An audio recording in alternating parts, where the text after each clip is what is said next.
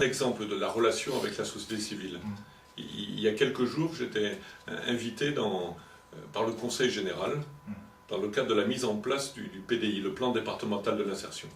Je me suis trouvé face à l'Assemblée des travailleurs sociaux, la direction des affaires économiques, la direction financière du Conseil général, qui refaisait son programme pour les différents dispositifs dans le cadre du RSA. On m'a demandé de faire une intervention, sachant que j'étais diacre, responsable de la diaconie. J'ai introduit mon exposé parce que mon jeune directeur du réseau associatif était hospitalisé en chimio à cause d'une leucémie. Je l'avais vu l'avant-veille, il était sous sa cabane stérile. Et j'ai introduit mon exposé de cette manière en disant, voilà, quand j'ai vu Ludovic hier, il était pour moi comme le modèle de l'exclu, dans sa bulle. Et pourtant, dans sa bulle, il était plein d'espérance. Et j'ai compris tout à coup, en le voyant sourire derrière sa bulle, qu'il y avait au moins 3 raisons qui lui permettaient d'espérer. D'une part, il était le bénéficiaire de soins techniques très performants. Tous les médecins de Paoli Calmette étaient géniaux et l'ont pris en charge très vite, malgré la gravité de la maladie. Mais aussi, m'a-t-il dit, ce qui m'aide, c'est les soins relationnels.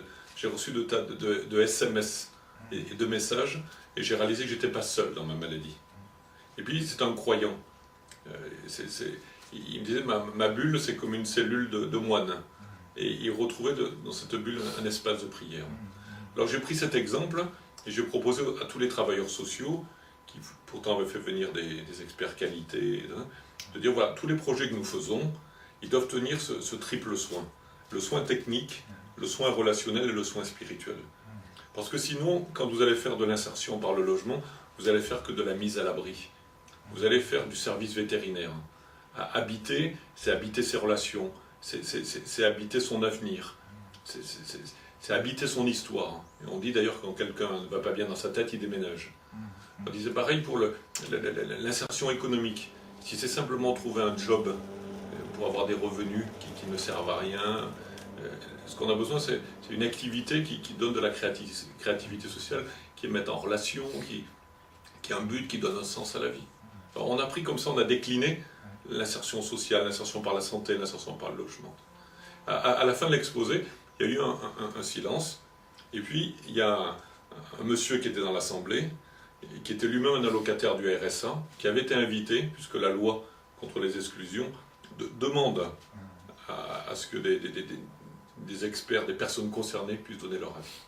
Ce monsieur était musulman, il a pris la parole, et il a remercié. Il ne savait pas trop qui j'étais. Il dit, je remercie qu'on ait parlé pour la première fois du spirituel. Parce qu'il dit, moi, si j'ai tenu dans mon logement, que j'ai repensé à tout mon passé, si j'ai réussi à tenir après ma cure des intoxications, c'est aussi parce que j'avais pris le temps de prier. Et ça valait ce jour-là toutes les prédications. Et cet homme, par sa manière de parler, a dit bien plus que j'aurais pu rajouter. Mais à la sortie, plusieurs responsables administratifs sont venus me remercier en disant, parce que nous aussi on a besoin de retrouver du sens dans notre travail. Les travailleurs sociaux qui me disent, nous, on est épuisés, on est enfermés dans les nouvelles technologies. On a l'impression de remplir que des tableurs sur des ordinateurs. On a l'impression de remplir des statistiques. Quelqu'un qui est dans le domaine de la santé m'a dit, moi j'ai l'impression d'être tout simplement un marchand de soins. Voilà. La diaconie, c'est aussi réussir à évangéliser l'intelligence, les pratiques. Mais pour pouvoir le faire, il faut un minimum de crédibilité. On ne peut pas arriver dans ce type d'agora, d'espace public, en apesanteur.